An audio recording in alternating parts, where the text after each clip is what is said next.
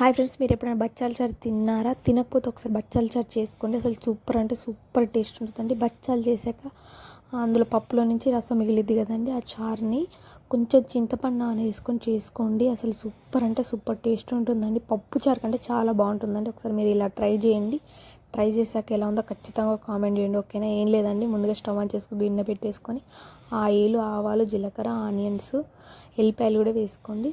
కరివేపాకు, ఒక 2-3 టమాటాలు వేసేసుకొని పసుపు వేసేసుకొని బాగా మగ్గాక కారం, ఉప్పు వేసేసుకోవాలండి. కల్లుప్పు వేసుకోండి, అప్పుడు టేస్ట్ ఇంకా బాగుంటుంది. తర్వాతకి కొంచెం చింతపండు రసం పోసేసుకొని తర్వాతకి బచ్చాల చారు కూడా పోసేసుకోవడమే. బచ్చాలది ఆ రసం ఉండేది కదండి, అది కూడా పోసేసుకోవడం. ఎంత బాగుంటుందంటే అసలు సూపర్ టేస్ట్గా ఉంటుందండి. మీరు కూడా ట్రై చేసి నాకు ఖచ్చితంగా కామెంట్ చేయండి, ఓకేనా? ప్లీజ్ ఫ్రెండ్స్, సబ్స్క్రైబ్ చేయండి, లైక్ చేయండి, షేర్ చేయండి. లాస్ట్ కొత్తిమీర కూడా వేసేసుకోండి.